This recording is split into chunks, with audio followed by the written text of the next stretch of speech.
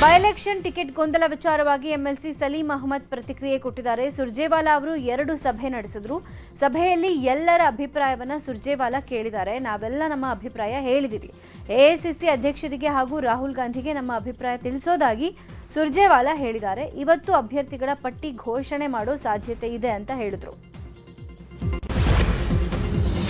By election ticket ಗೊಂದಲ ವಿಚಾರವಾಗಿ ಸಚಿವ ಈಶ್ವರ್ ಖಂಡ್ರೆ ಪ್ರತಿಕ್ರಿಯೆ ಕೊಟ್ಟಿದ್ದಾರೆ. ಉಪಚುನಾವಣೆಗೆ ಅಭ್ಯರ್ಥಿ ಆಯ್ಕೆ ವಿಚಾರಕ್ಕೆ ಮಾತನಾಡಿದ ಅವರು, ಟಿಕೆಟ್ ಕೇಳೋಕೆ ಎಲ್ರಿಗೂ ಹಕ್ಕಿದೆ.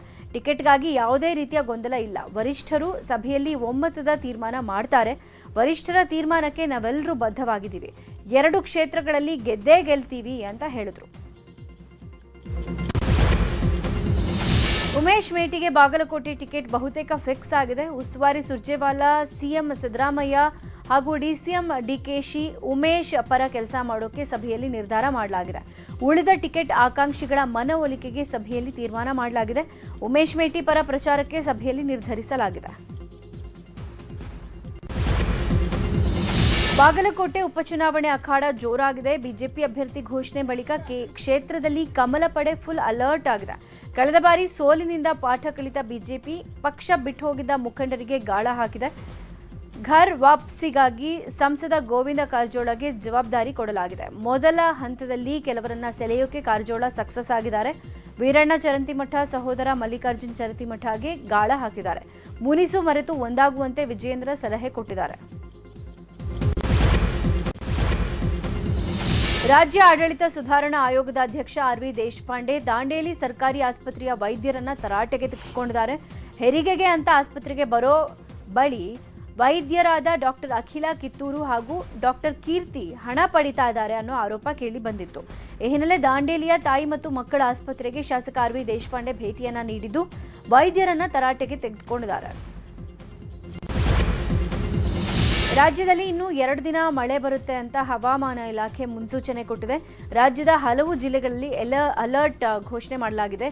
ಬೆಳಗಾವಿ, ಧಾರವಾಡ, ಹಾವೇರಿ, ಶಿವಮೊಗ್ಗ, ಚಿಕ್ಕಮಗಳೂರು, ಹಾಸನ, ಕೊಡಗು, ಮೈಸೂರು ಜಿಲ್ಲೆಗಳಿಗೆ ಯೆಲ್ಲೋ ಅಲರ್ಟ್ ಘೋಷಣೆ ಮಾಡಲಾಗಿದೆ. ರಾಯಚೂರಿನ ಹಲವು ಪ್ರದೇಶಗಳು ಆಲಿಕಲ್ಲು ಮಳೆಗೆ ತುತ್ತಾಗಿವೆ. ಹಂಗಾಮಿನ ಬೆಳೆ ಆಲಿಕಲ್ಲು ಮಳೆಗೆ ತುತ್ತಾಗಿದೆ. ಆಲಿಕಲ್ಲು ಮಳೆಗೆ ಹಾನಿಗೊಳಗಾದ ಗ್ರಾಮಗಳಿಗೆ ದೇವದುರ್ಗ ವಿಧಾನಸಭಾ ಕ್ಷೇತ್ರದ ಶಾಸಕಿ ಕರೆಮ್ಮ ನಾಯಕ್ ಭೇಟಿ ನೀಡಿದರು. ಹಾನಿಗೊಳಗಾದ ಬೆಳೆ ಪ್ರದೇಶವನ್ನು ಸರ್ವೆ ಮಾಡಿದ ಅಧಿಕಾರಿಗಳು ಕೂಡಲೇ ವರದಿಯನ್ನು ಸರ್ಕಾರಕ್ಕೆ ತಲುಪಿಸುವುದಾಗಿ ಹೇಳಿದರು. ಮೂಡಬಿದ್ರೆ ಇನ್ಸ್ಪೆಕ್ಟರ್ ಸಂದೇಶ್ ಲೈಂಗಿಕ ಕಿರುಕುಳ ಪ್ರಕರಣ ಸಂಬಂಧ ಮಂಗಳೂರು ಪೊಲೀಸರ ನಡೆ ವಿರುದ್ಧ ಸಂತ್ರಸ್ತೆ ಅಸಮಾಧಾನ ಹೊರಹಾಕಿದ್ದಾರೆ. ಇನ್ಸ್ಪೆಕ್ಟರ್ ಸಂದೇಶವನ್ನ ಅಮಾನತು ಸಮಾಧಾನಕರವಾಗಿಲ್ಲ. ಎಫ್ಐಆರ್ ದಾಖಲಿಸಿ ತನಿಖೆ ನಡೆಸಲಿ. ಪ್ರಕರಣದಲ್ಲಿ ಸಂದೇಶ್ ಅವರನ್ನ ಬಂಧಿಸಬೇಕು. ಮಂಗಳೂರು ಪೊಲೀಸ್ ಕಮಿಷನರ್ ಸುಧೀರ್ ಕುಮಾರ್ ರೆಡ್ಡಿ ಮೇಲೆ ನಂಬಿಕೆ ಇಲ್ಲ. ಎಸಿಪಿ ಶ್ರೀಕಾಂತ್ ಈ ಪ್ರಕರಣದಲ್ಲಿ ಅಮಾನತಾಗಬೇಕು. ಈ 3 ಅಧಿಕಾರಿಗಳದ್ದು ಚೈನ್ ಲಿಂಕ್ ಇದೆ ಅಂತ ಮಂಗಳೂರು ಪೊಲೀಸರ ವಿರುದ್ಧ ಸಂತ್ರಸ್ತೆ ಕಿಡಿಕಾರಿದ್ದಾರೆ.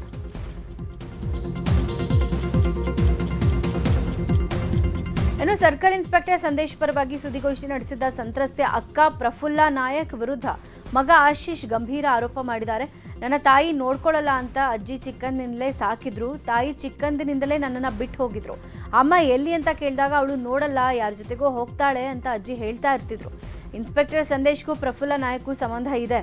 ತನಿಖಾಧಿಕಾರಿಗಳು ಅವರ ಮೊಬೈಲ್ ಚೆಕ್ ಮಾಡಬೇಕು ಅಂತ ಸ್ವಂತ ಅಮ್ಮನ ವಿರುದ್ಧವೇ ಮಗ ಆಶೀಶ್ ಗಂಭೀರ ಆರೋಪ ಮಾಡಿದ್ದಾರೆ. ಚಾಮರಾಜನಗರ ತಾಲೂಕಿನ ಬೇಡರಪುರದಲ್ಲಿ ಜಾನುವಾರುಗಳ ಮೇಲೆ ದಾಳಿ ಮಾಡ್ತಾ ಇದ್ದ ಚಿರತೆಯನ್ನ ಸೆರೆ ಹಿಡಿಯಲಾಗಿದೆ. ಮಲ್ಲಣ್ಣ ಅನ್ನುವವರ ಕಬ್ಬಿನ ತೋಟದಲ್ಲಿ ಅರಣ್ಯ ಇಲಾಖೆಯ ಬೋನನ್ನು ಅಳವಡಿಸಲಾಗಿತ್ತು. ಸುಮಾರು 3 ವರ್ಷದ ಗಂಡು ಚಿರತೆ ಬೋನಿಗೆ ಬಿದ್ದಿದೆ. ಇದರೊಂದಿಗೆ ಒಂದೇ ತಿಂಗಳಲ್ಲಿ 2 ಚಿರತೆಗಳು ಬೋನಿಗೆ ಬಿದ್ದಂತಾಗಿದ್ದು ಗ್ರಾಮಸ್ಥರೀಗ ನಿಟ್ಟುಸಿರು ಬಿಡುತ್ತಿದ್ದಾರೆ.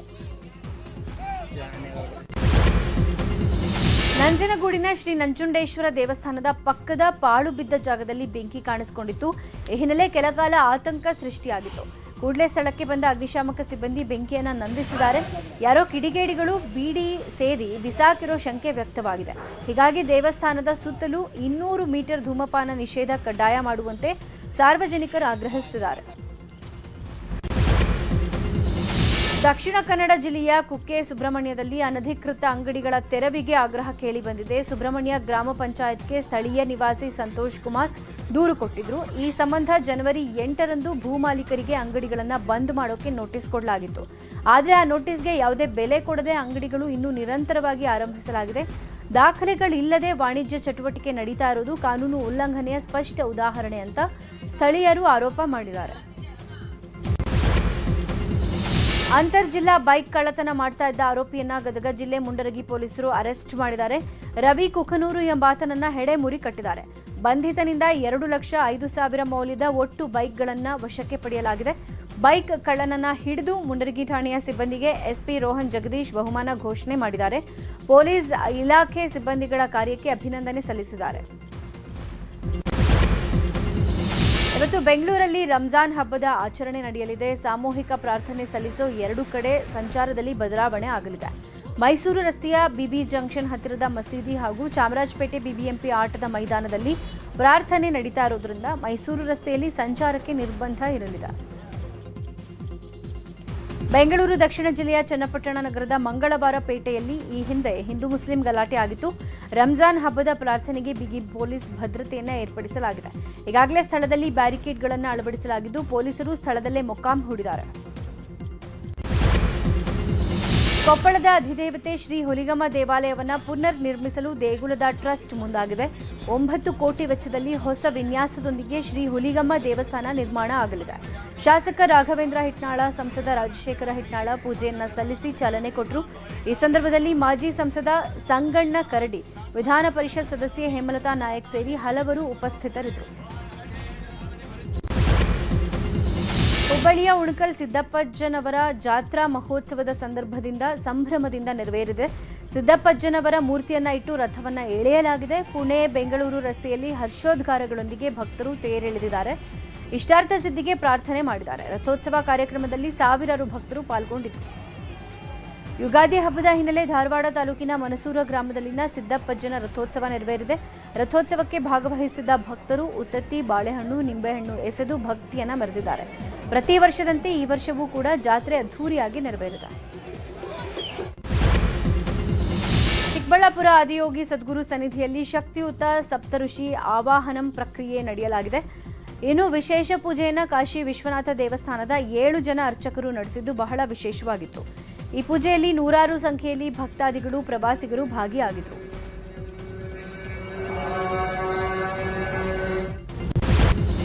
ವಿಜಯ್ ಸೇತುಪತಿ ನಟನೆಯ ಸಿನಿಮಾವನ್ನ ಮಣಿರತ್ನಂ ನಿರ್ದೇಶನ ಮಾಡಲಿದ್ದಾರೆ. ಈ ಸಿನಿಮಾದ ಅಫಿಷಿಯಲ್ ಅನೌನ್ಸ್ಮೆಂಟ್ ಆಗಿದೆ.